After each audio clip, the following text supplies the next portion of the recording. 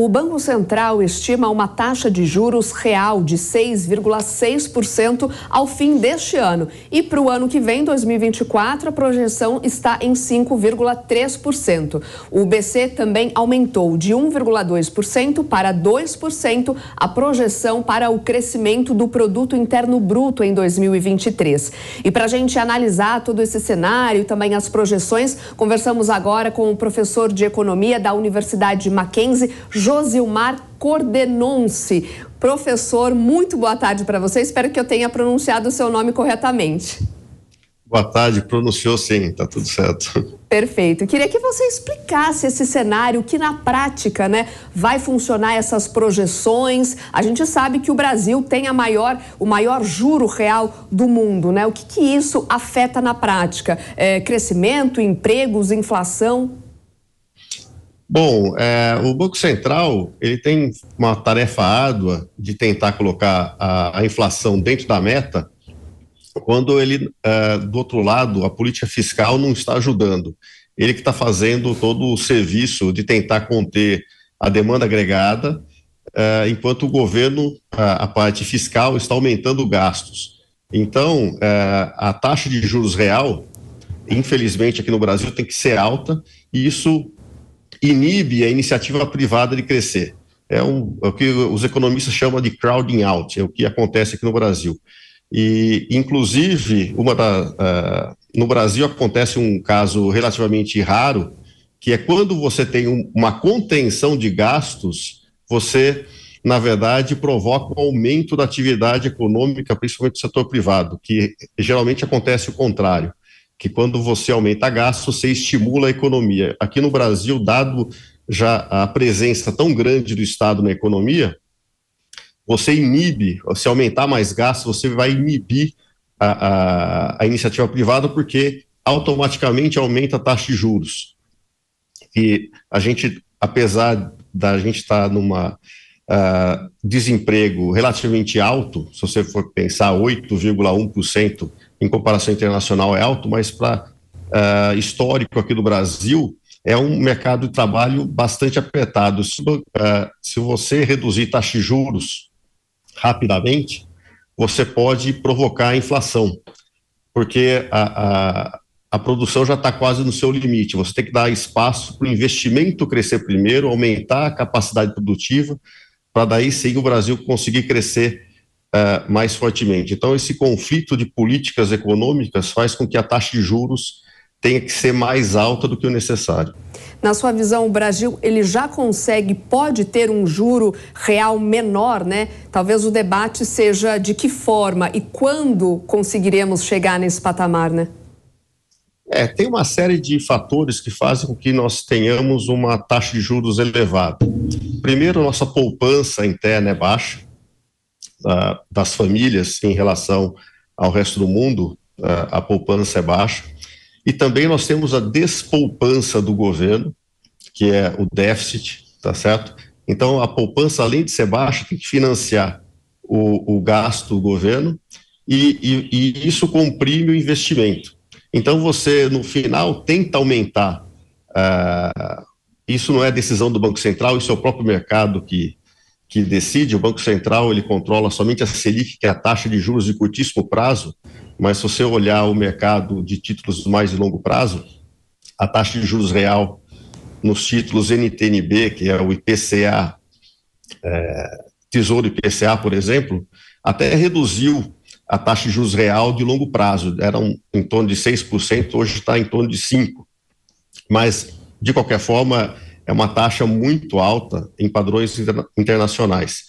Então, nós temos que fazer um pouco uma mudança de política, um mix de política econômica. Você fazer, ao invés de uma política fiscal expansionista, como nós estamos tendo de aumento de gasto, deveria reduzir o gasto para você ter espaço para baixar a taxa de juros, para libertar o setor privado para aumentar investimento e crescimento econômico sustentável ao longo do tempo. Eu faço uma comparação mais ou menos o seguinte, nós como país estamos fazendo com aquela família que ao invés de poupar primeiro para depois consumir, a gente está entrando no crediário, gastando no cartão de crédito com taxa de juros enorme e nossa dívida pode virar uma bola de neve. Então temos que, ainda não chegamos lá, mas temos que tomar cuidado para não transformar isso num caos aí no futuro. Professor Josimar, eu vou trazer para essa conversa o nosso comentarista Marcelo Suano, que também vai te fazer aí algumas perguntas e também questionamentos acerca desse tema. Professor, boa tarde, um ótimo domingo para o senhor, é um prazer e um privilégio poder conversar com o senhor. Eu vou fazer uma pergunta e, por favor, se porventura ela for constrangedora, porque será uma crítica de alguma maneira que vai ser feita de uma forma muito direta. Particularmente essa previsão, e se sabe que são métodos, são técnicas que são usadas pelo Banco Central. Não existe chute, não existe nenhum elemento subjetivo, pelo menos este é o princípio. Mas me parece que há uma previsão que haja uma queda tão grande para o que está sendo apresentado aí, se é que eu interpretei corretamente,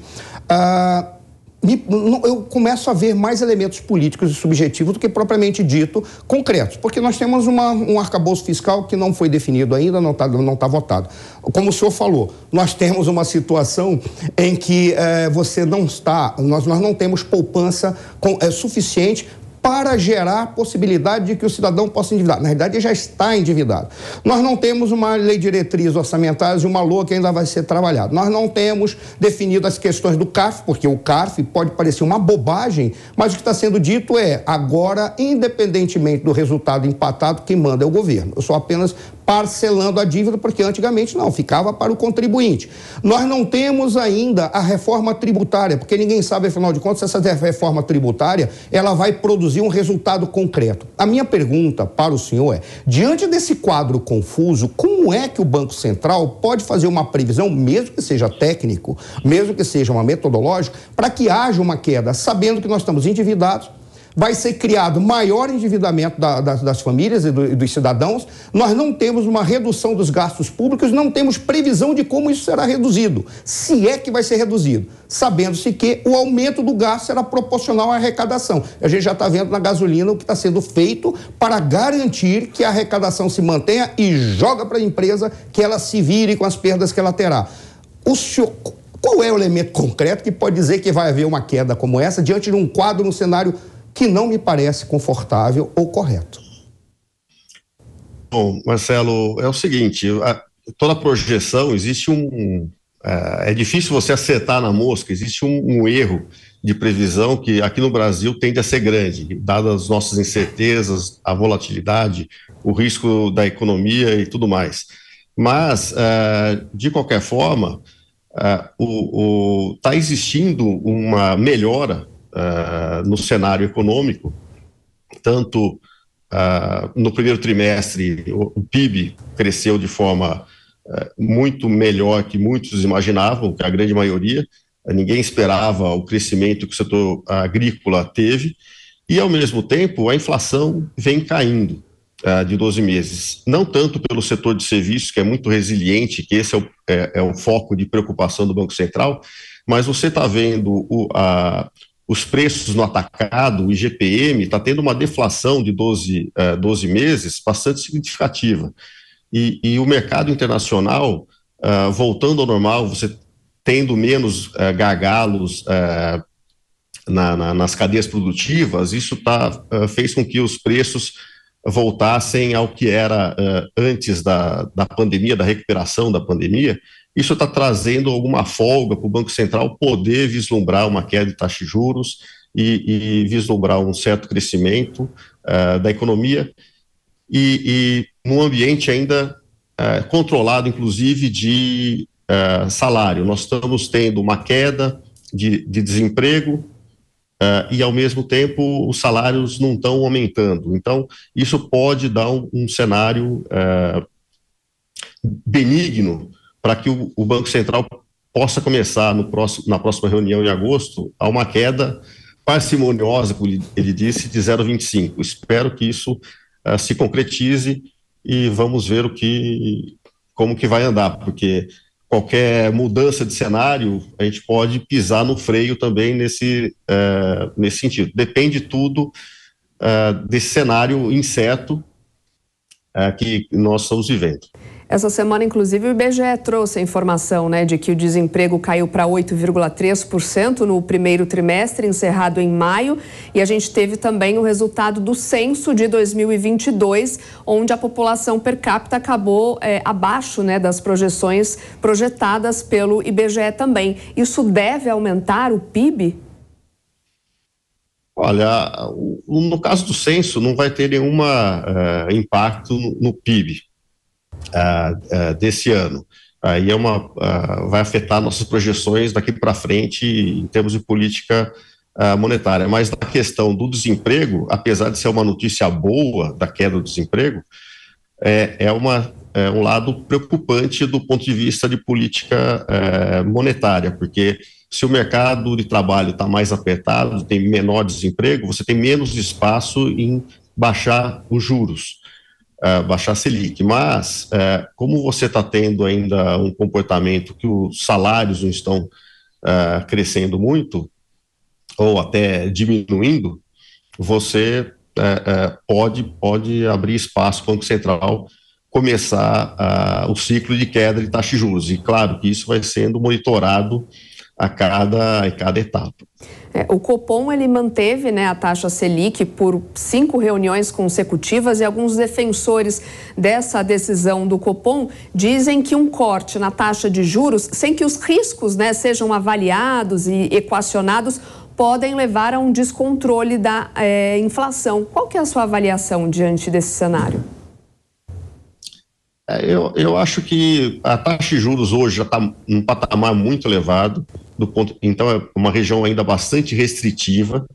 Então, se você começar uma redução aí de 0,25, por exemplo, não vai afetar tanto. Na verdade, você vai somente ratificar as expectativas de hoje do mercado. A maioria do mercado já prevê e já coloca isso no preço, vamos dizer assim, essa redução de 0,25.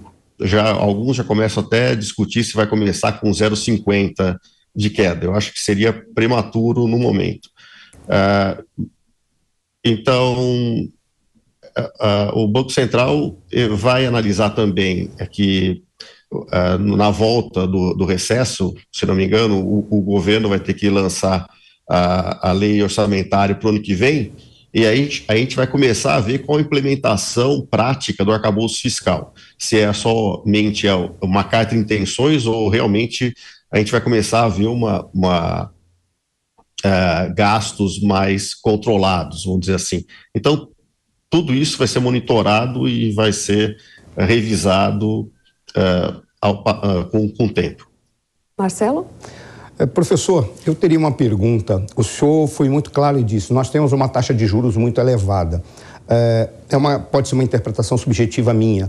No caso, o patamar de uma taxa de juros, ela responde, da perspectiva do Banco Central de um país, àquela condição concreta da economia do seu país. Diante do quadro do senhor como economista, o que o senhor avalia que seria uma taxa de juros ideal para o Brasil? Ponto.